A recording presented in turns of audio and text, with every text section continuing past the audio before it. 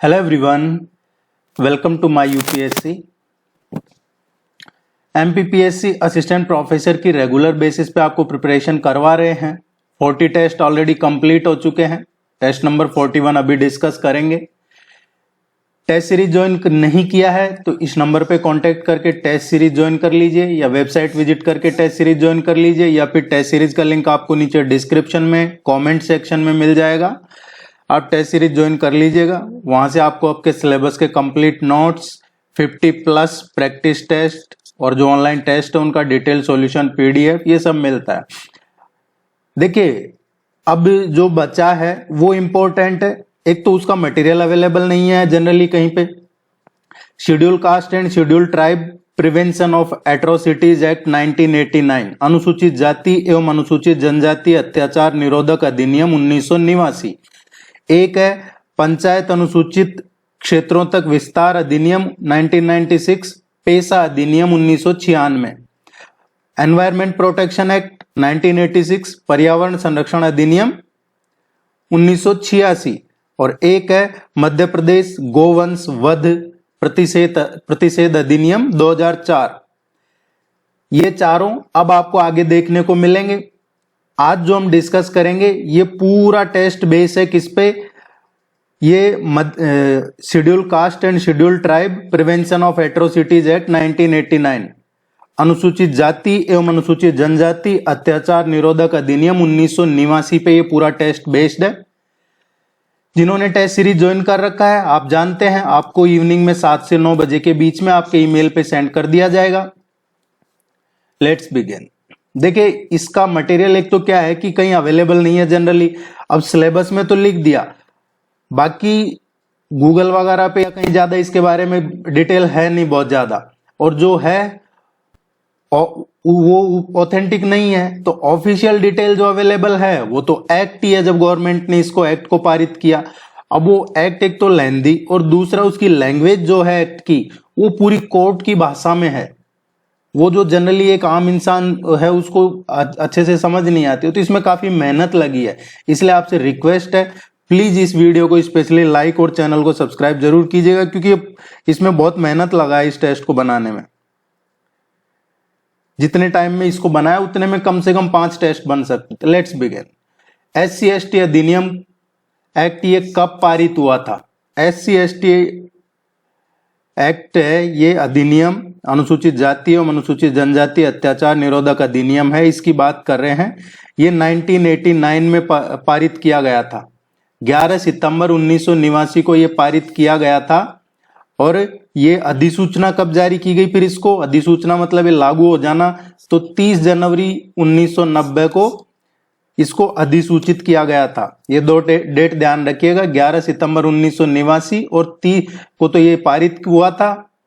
और पारित होना मतलब पार्लियामेंट से पास होना, और 30 जनवरी 1990 को ये अधिसूचित किया गया था। मध्य प्रदेश में कितने जिलों की पहचान की गई है जहां अनुसूचित जाति और अनुसूचित जनजाति के लोगों पर अत्याचार होने की संभावना है? मध्य प्रदेश में ये 11 ऐसे जिले हैं जहां पर संभावना है, केसेज हैं, SC/ST के खिलाफ अत्याचार के केस हैं। तो ये 11 जिले हैं, और इन 11 जिलों में कौन कौन से हैं? आपके इंदौर, विदिशा, मुरैना, भिंड, ग्वालियर, शिवपुरी, अशोकनगर, नरसिंहपुर, होशंगाबाद, हरदा और बैतूल। या आप नोट कर सकते हैं, इंदौर, विदिशा, मुरैना, ग्वालियर, शिवपुरी, भिंड, अशोकनगर, नरसिंहपुर, होशंगाबाद, हरदा और बैतूल, ये 11 जिले हैं।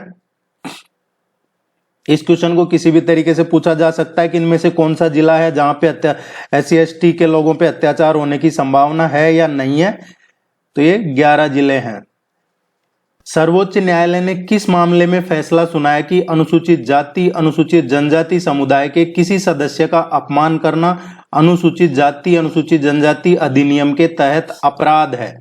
ये किस फैसले में सुनाया सर्वोच्च न्यायालय ने कि ये अपराध है, जो इस समुदाय के लोगों का अपमान करना एक क्राइम है, अपराध है? तो ये सुनाया था सुप्रीम कोर्ट ने। अरुमुगम सर्वे बनाम तमिलनाडु स्टेट का एक केस था 2011 का।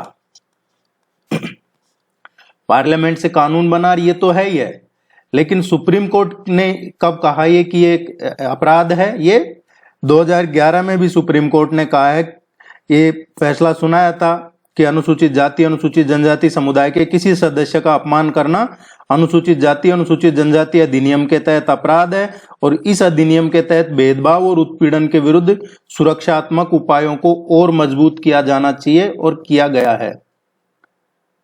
ये सुप्रीम कोर्ट का जो निर्णय था वो एज इट इज बताया आपको। किस राहत योजना के अंतर्गत अनुसूचित जाति और अनुसूचित जनजाति अत्याचार निवारण अधिनियम 1989 के तहत जघन्य अपराध अत्याचार अपराधों के पीड़ितों को तत्काल आर्थिक राहत प्रदान की जाती है? देखिए, पूछा गया है जो SC/ST एक्ट है 1989, इसका कोई पीड़ित है, मतलब कोई SC/ST का व्यक्ति है, उसको पीड़ित है वो, अब उसको तत्काल राहत किस योजना के तहत दी जाती है? तो इसमें जो तत्काल राहत दी जाती है उसकी भी कई कैटेगरी है।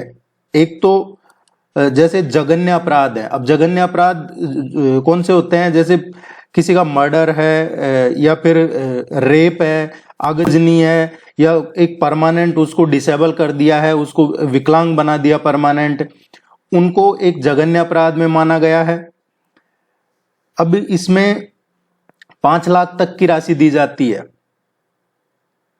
हत्या, मृत्यु, अगर परिवार में कमाने वाला सदस्य है वो जिसके साथ अत्याचार हुआ है, जघन्य अपराध हुआ, चाहे हत्या, बलात्कार, आगजनी या परमानेंट उसको विकलांगता, तो उस केस में, हत्या मृत्यु के केस में परिवार का अगर वो कमाने वाला सदस्य है तो 5 लाख रुपए, अगर वो परिवार का कमाने वाला सदस्य नहीं है तो 2 लाख रुपए दिए जाते हैं। रेप में 2 लाख रुपए दिए जाते हैं। आगजनी जिसके कारण पूरी तरह से वो बेघर हो गया तो 3 लाख रुपए दिए जाते हैं। विकलांगता जिसमें पूर्ण तरह से या स्थायी विकलांगता जिसके कारण कमाने की क्षमता खत्म हो गई, अगर वो परिवार का कमाने वाला सदस्य था तो 3 लाख, अगर वो कमाने वाला सदस्य नहीं था तो 1.5 लाख, ये बना रखे। तो ये 3 चीजें हैं। हत्या मृत्यु में अगर वो जो पीड़ित है परिवार का कमाने वाला सदस्य है तो 5 लाख, परिवार का कमाने वाला सदस्य नहीं है तो 2 लाख। ये बात हो रही है हत्या मृत्यु के केस में। रेप केस में अगर वो पूरी तरह से बेघर हो जाना, एक तरीके से रेप में, इसमें 2 लाख है। अब आगजनी हुई है जिसकी वजह से वो बेघर हो गया तो 3 लाख। विकलांगता जिसमें 2 कैटेगरी बना रखी है कि एक तो परिवार का कमाने वाला और एक नहीं कमाने वाला सदस्य, तो अगर जिसके साथ ये हुआ वो कमाने वाला सदस्य है तो 3 लाख और नहीं कमाने वाला 1.5 लाख। ये जरूर ध्यान रखिएगा, MPPSC में स्टेटमेंट बेस इस तरीके के फिगर पूछे जाते हैं। अब हम आते हैं किस राहत योजना के तहत ये पैसे दिए जाते हैं। तो ये है अंबेडकर राष्ट्रीय अनुसूचित जाति जनजाति योजना। डॉक्टर अंबेडकर राष्ट्रीय अनुसूचित जाति अनुसूचित जनजाति, ये राहत योजना है। इसके तहत ये पैसे दिए जाते हैं जो भी हमने चर्चा की है। अनुसूचित जाति और अनुसूचित जनजाति अत्याचार निवारण अधिनियम 1989 के प्रावधानों के संबंध में विश्वविद्यालयों, महाविद्यालयों, उच्चतर माध्यमिक शालाओं में प्रत्येक वर्ष वाद विवाद एवं लेखन प्रतियोगिताएं आयोजित की जाएंगी। कब आयोजित की जाएंगी? इस एक्ट के तहत क्या है, इस एक्ट में प्रावधान है कि जो भी विश्वविद्यालय हैं, स्कूल, कॉलेज, इनमें वाद विवाद और लेखन प्रतियोगिताएं आयोजित की जाएंगी। वो भी कब? हर साल आयोजित की जाएंगी। और वो कब की जाएंगी? वो आयोजित की जाएंगी 2 अक्टूबर को। 2 अक्टूबर को।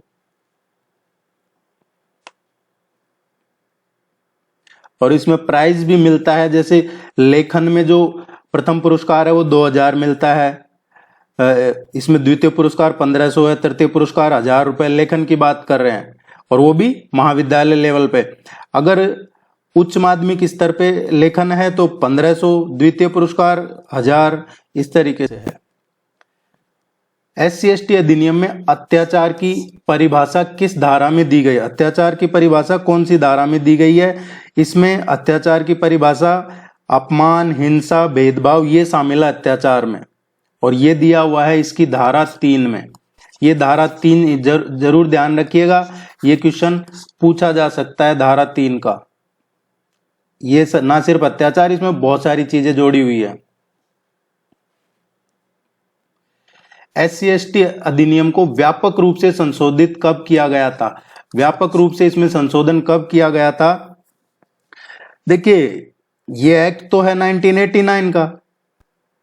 अब इसमें जो हमने ऊपर पढ़ा धारा 3, इसके बहुत सारे खंड उपखंड है, इनको वापिस ही संख्याकित किया गया है और ये 2015 में इसमें संशोधन किया गया था। व्यापक संशोधन किया था इसमें 2015 में, और इसकी अधिसूचना कब जारी की गई थी? 2016 में। विशेष न्यायालय को किस धारा के तहत विनिर्दिष्ट सेशन न्यायालय के रूप में परिभाषित किया गया है? विशेष न्यायालय को किस धारा के तहत विनिर्दिष्ट सेशन न्यायालय के रूप में परिभाषित किया गया है? इसमें क्या है, ये परिभाषित किया गया है इसको, इसकी धारा है 14। विशेष न्यायालय को धारा 14 के तहत ही सेशन न्यायालय के रूप में परिभाषित किया गया है। इसमें आदेश दिया है कि आप सेशन न्यायालय बना सकते हैं इस पर्टिकुलर केस एक्ट की जो केस है उनकी सुनवाई के लिए। अनुसूचित जाति तथा अनुसूचित जनजाति के किसी ऐसे सदस्य को जो संविधान के किस भाग के अधीन पंचायत का सदस्य या अध्यक्ष या किसी अन्य पद का धारक है? संविधान के किस भाग में है ये कि जो SC/ST से संबंधित कोई सदस्य है, संविधान के किस भाग के अधीन वो पंचायत का सदस्य बन सकता है या पंचायत अध्यक्ष या किसी अन्य पद का धारक बन सकता है? तो ये SC/ST के जो मेंबर है उसको संविधान के किस भाग के तहत ये मिला हुआ है? तो ये इसका है कॉन्स्टिट्यूशन का जो पार्ट 9 है, संविधान का भाग 9 के अधीन पंचायत या संविधान के भाग 9 क में आता है नगर पालिका। पंचायत की बात करें, अनुसूचित जाति अनुसूचित जनजाति का कोई भी सदस्य जो संविधान के भाग 9 के अधीन पंचायत या फिर 9A है इसमें, जिसको हिंदी में 9 क बोलते हैं, नगर पालिका का सदस्य या अध्यक्ष या किसी अन्य पद का धारक है, वो इसमें मेंशन है। इस नंबर पे कांटेक्ट करके टेस्ट सीरीज ज्वाइन कर लीजिएगा या वेबसाइट विजिट कर लीजिएगा, वैसे लिंक आपको कमेंट सेक्शन में भी मिल जाएगा। कुछ भी नहीं पढ़ा है तो इसकी टेस्ट सीरीज ज्वाइन करके जो PDF मिलता है आपको, जिन्होंने ज्वाइन कर रखा है या जो ज्वाइन करने का सोच रहे हैं, इसमें PDF का जो डिटेल सॉल्यूशन के साथ मिलता है उसको मिस नहीं करना, बार बार पढ़ना है उसको, वही सबसे ज्यादा इंपॉर्टेंट है। यदि अनुसूचित जाति या अनुसूचित जनजाति के किसी निर्दोष सदस्य को, SC/ST का कोई निर्दोष सदस्य है, उसको मिथ्या या गढ़े हुए साक्ष्य मतलब झूठा, उसके फलस्वरूप दोष सिद्ध किया जाता है और फांसी दी जाती है, तो वह व्यक्ति जो ऐसा मिथ्या साक्ष्य गढ़ता है या देता है उसको क्या दंड मिलेगा? किसी ने झूठी गवाही या मतलब किसी ने झूठे ऐसे साक्ष्य पेश कर दिए और कोई SC/ST का मेंबर है, उसको फांसी हो गई, तो जिसने झूठे साक्ष्य पेश किए हैं उसको क्या दंड मिलेगा? उसको मृत्यु दंड मिलेगा।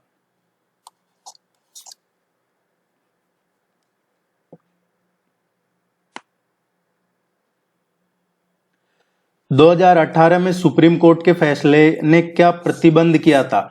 देखिए, काफी कंट्रोवर्सी में रहा था। 2018 का जो सुप्रीम कोर्ट का डिसीजन आया था उसमें क्या था कि कई जगह पे जैसे कि किसी ने आपसी रंजिश के तहत केस कर दिया, किसी की मामूली कुछ हो गया उसमें भी वो SC/ST एक्ट का लगाया, इस तरीके का कुछ हुआ। अब सुप्रीम कोर्ट ने 2018 में क्या किया, SC/ST एक्ट में क्या होता है कि आप पे केस हो गया तो आपको तुरंत अरेस्ट किया जाता है, इसमें अग्रिम जमानत नहीं मिलती है, आपको तुरंत अरेस्ट कर लिया जाता है, जमानत नहीं मिलती है इसमें, अग्रिम जमानत। तो सुप्रीम कोर्ट ने 20 मार्च 2018 को ऑनरेबल सुप्रीम कोर्ट ने फैसला सुनाया कि जो तुरंत गिरफ्तार कर लिया जाता है, जैसे ही SC/ST का केस लगा तो आपको तुरंत गिरफ्तार कर लिया जाता है, उस पर रोक लगा दी सुप्रीम कोर्ट ने 20 मार्च 2018 को।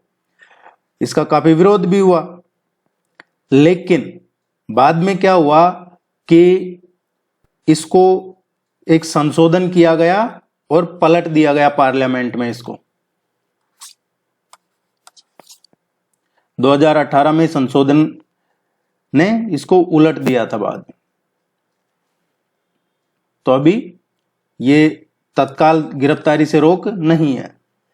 2015 के संशोधन में कितने नए अपराध जोड़े गए हैं? 2015 में जो काफी बड़ा इसमें संशोधन किया गया था उसमें कितने नए अपराध इसमें जोड़े गए हैं? तो इसमें अपराध जो जोड़े गए थे 2000, देखिए फिर से वही बार बार धारा 3 का जिक्र आएगा। धारा 3 में 19 नए इसमें अपराध जोड़े गए हैं, जिससे क्या है पहले जितने थे उनसे लगभग डबल हो गई अब।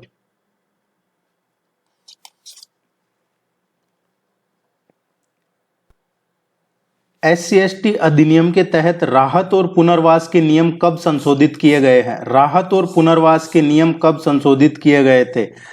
इसमें जो राहत और पुनर्वास के संशोधन किया गया था, इसमें 2-3 चीजें हमें समझनी होंगी। देखिए, इसमें एक तो जो संशोधन किया था, इसका तो आंसर हम पढ़ लेंगे। जो संशोधन किया गया था, इसमें क्या संशोधन किया गया? एक तो जो रिलीफ अमाउंट है, जिसको राहत राशि कहा जाता है, उसको बढ़ाया दिया गया था। दूसरा, इसमें जो कई अपराधों के लिए मुआवजा राशि मिलती है, तो मुआवजा राशि को भी इसमें 50% बढ़ा दिया गवर्नमेंट ने। फिर इसके बाद में अब ये जो राशि है ये 3 किस्तों में दी जाती है। 3 किस्तें कौन सी?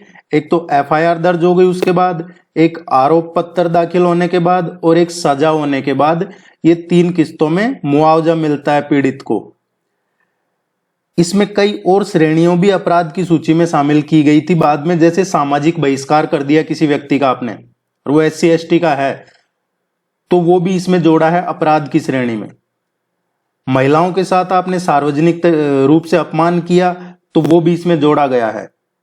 या फिर पीड़ित परिवार को, इसमें जो पुनर्वास उपाय हैं, अब वो पुनर्वास उपाय जो पहले थे, क्योंकि पहले 1989 में बन गया ये, तो अब इसमें राहत और पुनर्वास के जो नियम है उसमें क्या जोड़ा गया? इसमें पीड़ित परिवार को आवास मिलेगा, शिक्षा मिलेगी, चिकित्सा सहायता मिलेगी और आजीविका की सहायता मिलेगी। ये पुनर्वास उपायों का विस्तार किया गया जब इसमें संशोधन किया 2015 में। जब इसके अलावा समयबद्ध सहायता का प्रावधान किया गया। एक और चीज जोड़ी गई जो पहले नहीं थी, समयबद्ध सहायता का प्रावधान। इसका मतलब है राहत और मुआवजा तत्काल मिलना चाहिए, तुरंत, और उसमें भी समयबद्ध क्या कर दिया? 7 दिन के अंदर अंदर। मानसिक और सामाजिक सहायता को भी इसमें ऐड किया गया 2015 में, जब इसमें संशोधन किया गया पार्लियामेंट में। ये वापस संशोधन करके जब आया, तो मानसिक और सामाजिक में क्या है? पीड़ित को मानसिक परामर्श मिलेगा, सामाजिक पुनर्व्यवस्था की सुविधा दी जाएगी उसको, और प्रभावित जो व्यक्ति है उनकी पुनर्वास योजना बनाना भी सरकार की जिम्मेदारी है। ये सुनिश्चित किया गया कि जो जिला अधिकारी है, जो DM है, उसको निर्देश दिया कि वे प्रत्येक मामले में पुनर्वास योजना बनाए, हर मामले में। तो ये कुछ चीजें जो जोड़ी गई। और इसमें सबसे इंपॉर्टेंट क्या, जो ये अभी हम पढ़ रहे हैं 2016 में किया था, 15 में संशोधन किया, उसके बाद उसमें ही ये राहत और पुनर्वास के नियम बनाए गए, और ये किया गया 14 अप्रैल 2016 को ये लागू हुआ है। और 14 अप्रैल को क्या आता है? अंबेडकर जयंती आती है, डॉक्टर BR अंबेडकर की जयंती, उसी के दिन लागू किए गए थे ये। तो राहत और पुनर्वास कब से? 14 अप्रैल 2016 से। कोई भी लोक सेवक अनुसूचित जाति या अनुसूचित जनजाति का सदस्य नहीं। यहां बात हो रही है लोक सेवक, पब्लिक सर्वेंट, अनुसूचित जाति या अनुसूचित जनजाति का नहीं है, अपने कर्तव्यों की जानबूझकर उपेक्षा करेगा तो उसको क्या दंड मिलेगा? ये बात हो रही है SC/ST एक्ट 1989 के केस में। अगर कोई जानबूझ के उस केस में उपेक्षा करता है या अपने कर्तव्यों का पालन नहीं करता है, तो उस लोक सेवक को क्या दंड मिलेगा? समझने के लिए समझ लेते हैं कि कोई एक सरकारी अधिकारी है, उसकी जिम्मेदारी है, जैसे इसमें एक प्राधिकारी नियुक्त किया जाता है राज्य सरकार की तरफ से, इन मामलों के लिए एक अधिकारी नियुक्त किया जाता है। अब वो अधिकारी अगर अपने कर्तव्यों का पालन नहीं करता, जानबूझ के उपेक्षा करता है, तो उसको क्या सजा मिलेगी? तो उसके लिए भी इसमें सजा सुनिश्चित की हुई है कि उसको कम से कम 6 महीने की सजा होगी, या फिर उसने ज्यादा ही कुछ उपेक्षा कर दी तो फिर उसको 1 साल तक की भी सजा हो सकती है। तो कम से कम 6 महीने और अदरवाइज 1 साल। ये देखिएगा, कम से कम दिया जाता है तो 6 महीने से कम नहीं होगी और 1 साल तक की भी हो सकती है, तो इसका आंसर आएगा डी।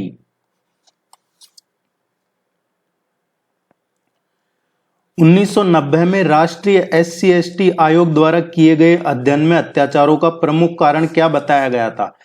1989 में यह आया। अब इस पे एक अध्ययन किया गया 1990 में SC/ST आयोग ने, और इसमें क्या कारण बताए गए कि ये क्यों अत्याचार क्यों हो रहे हैं। तो उसकी जो वजह मिली है, इसके पीछे की जो इस आयोग ने वजह बताई है, वो बताया गया जाति व्यवस्था को। हालांकि अभी देश में जो कास्ट पॉपुलेशन की, कास्ट सेंसस की बात चलती है, तो ये जाति व्यवस्था है, इसको बताया गया है।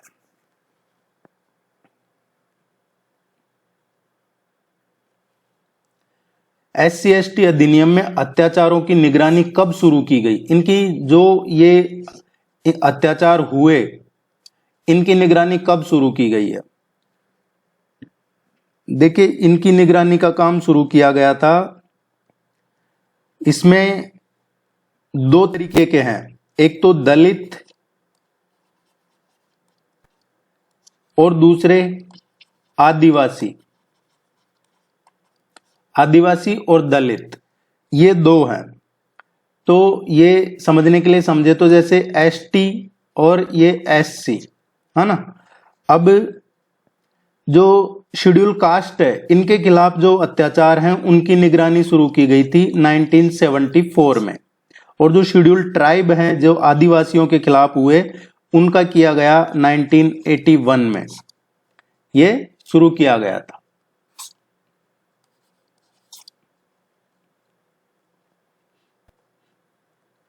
SC/ST अधिनियम के तहत विशेष न्यायालयों का गठन किसके लिए किया गया है?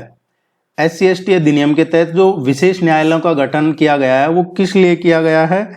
ये किया गया है, एक तो ये जो विशेष न्यायालयों का गठन किया जाता है, ये धारा 14 के तहत विशेष न्यायालयों का, स्पेशल कोर्ट्स का गठन किया जाता है, और ये किया गया था त्वरित और विशेष सुनवाई के लिए। इसमें ये जो धारा 14 है, ये 2015 में जो संशोधन किए थे, उसी में जोड़ा गया था धारा 14 को भी, कि इसमें विशेष न्यायालयों की संख्या अगर कम है, पर्याप्त नहीं है, क्योंकि केसेस ज्यादा हैं और न्यायालयों की संख्या कम है, जो स्पेशल कोर्ट है उनकी, तो राज्य सरकार को ये पावर दिया गया इसमें धारा 14 में कि वो सत्र न्यायालय जो है, सेशन कोर्ट, उनको स्पेशल कोर्ट में नामित कर सकती है। सेशन कोर्ट को भी एज ए स्पेशल कोर्ट कर सकती है यूज।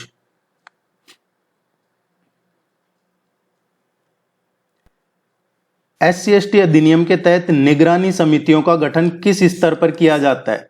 SC/ST अधिनियम जब हम पढ़ रहे हैं तो ये वही 1989 का ही चल रहा है पूरा। निगरानी समितियों का गठन किस स्तर पर किया जाता है? इसमें जो निगरानी समितियों का गठन किया जाता है, वो 2 स्तर पे किया जाता है। 2 स्तर पे किया जाता है। एक तो होता है जिला स्तर पे और एक राज्य स्तर पे। जिला और राज्य स्तर पे किया जाता है। अब अगर हम राज्य स्तर की बात करें तो राज्य स्तर पे एक राज्य सतर्कता और निगरानी समिति का गठन किया जाता है, जिसको हम बोलते हैं SVMC, state vigilance and monitoring committee, और इसके अध्यक्षता करते हैं खुद मुख्यमंत्री। और इसमें SC/ST समुदाय के विधायक शामिल होते हैं, जो MLA होते हैं SC/ST के। इसके अलावा कई सीनियर ऑफिसर शामिल होते हैं। इसके अलावा जो इसमें नॉमिनेटेड मेंबर हैं, वो शामिल होते हैं, और फिर इनकी समीक्षा करते हैं। अत्याचारों की निगरानी, नीतिगत सिफारिशें, ये करना होता है राज्य सरकार के लेवल पे। इसके अलावा इसमें एक जिला स्तर पे और होता है, उसको कहते हैं हम DVMC। DVMC क्या होता है? District vigilance and monitoring committee, जिला सतर्कता एवं निगरानी समिति। इसका गठन किया जाता है। इसकी अध्यक्षता जो जिला कलेक्टर होते हैं वो करते हैं, जिला कलेक्टर करते हैं। और इसमें जो पुलिस अधीक्षक होते हैं वो भी इसमें शामिल होते हैं। SC/ST समुदाय के प्रतिनिधि भी इसमें शामिल होते हैं। इसमें और भी कई अधिकारी भी शामिल होते हैं। और फिर इनको मॉनिटर किया जाता है। या तो ये पूछा जाएगा हमसे क्वेश्चन, ये यहां से क्वेश्चन आएगा, आप मान के चलिएगा। या तो ये क्वेश्चन पूछा जाएगा किस स्तर पे किया जाता है, तो इसमें राज्य और जिला स्तर दोनों पे किया जाता है, राज्य स्तर पर और जिला स्तर दोनों पे किया जाता है, तो डी इसका करेक्ट आंसर है।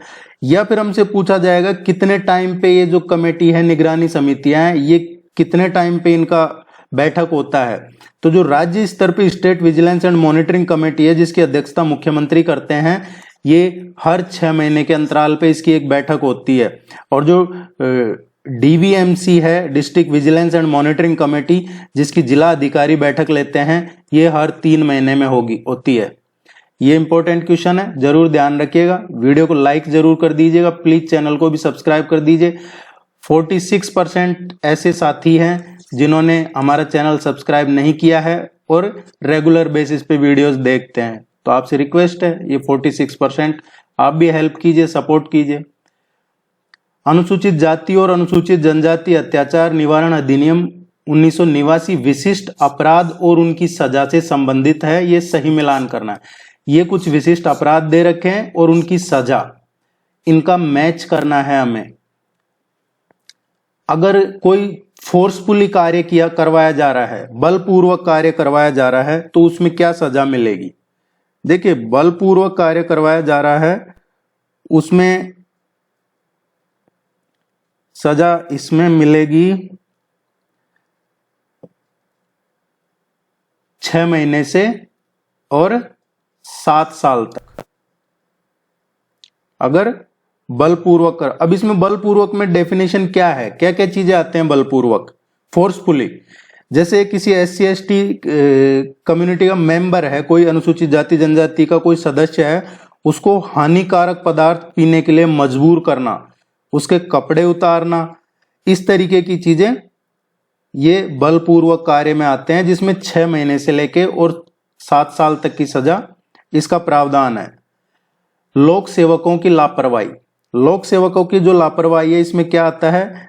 जानबूझकर उपेक्षा करना, जैसा अभी हमने पहले डिस्कस किया था कि कोई लोक सेवक इसका उपेक्षा करता है, कर्तव्यों का पालन नहीं करता है, तो कम से कम 6 महीने और ज्यादा से ज्यादा 1 साल। झूठी कानूनी कार्रवाई, झूठी कानूनी कार्रवाई में क्या आता है?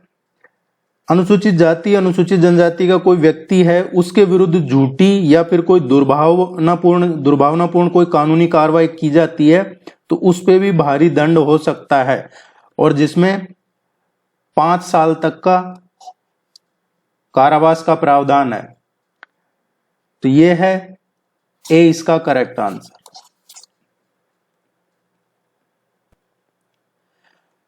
अनुसूचित जाति अनुसूचित जनजाति के विरुद्ध सामान्य अत्याचार करने पर न्यूनतम एवं अधिकतम सजा कितनी है? SC/ST एक्ट में सामान्य अत्याचार है, सामान्य अत्याचार की कैटेगरी में है, तो न्यूनतम और अधिकतम सजा, न्यूनतम 6 महीने और अधिकतम 5 साल।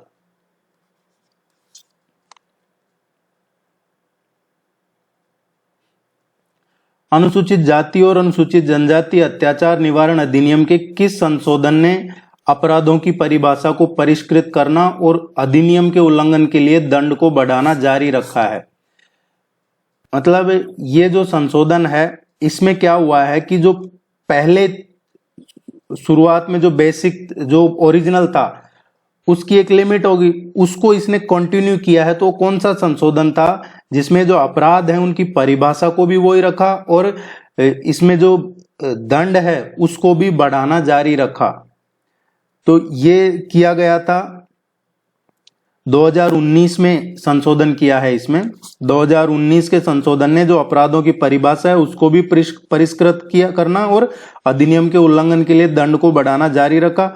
और ये परिवर्तन जो हाशिए पे पड़े समुदाय थे उनके लिए अनुकूलित करने का एक प्रयास का हिस्सा था ये।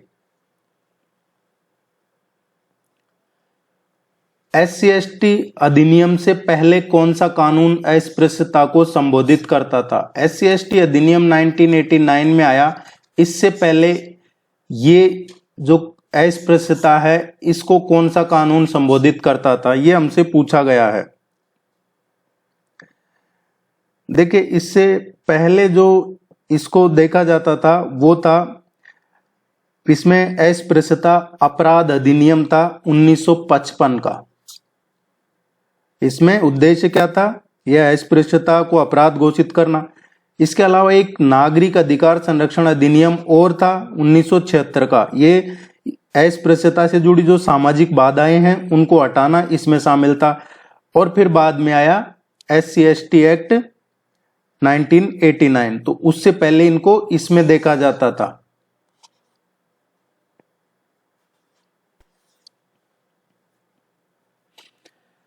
ये काफी यूजफुल है टेस्ट आपके लिए। जो भी आपके सिलेबस में है या जो पूरा एक्ट है, उस एक्ट में से जितना भी पॉसिबल क्वेश्चन बन सकते थे वो पूरे बनाए कर, यहाँ अगर यूट्यूब पे देख रहे हैं तो यहाँ तो आपको नहीं मिलता है, 10-15% ही मिलता है। बाकी टेस्ट सीरीज में आपको ये पूरा सेंड कर दिया जाएगा, इसके जितने भी तमाम क्वेश्चन हैं।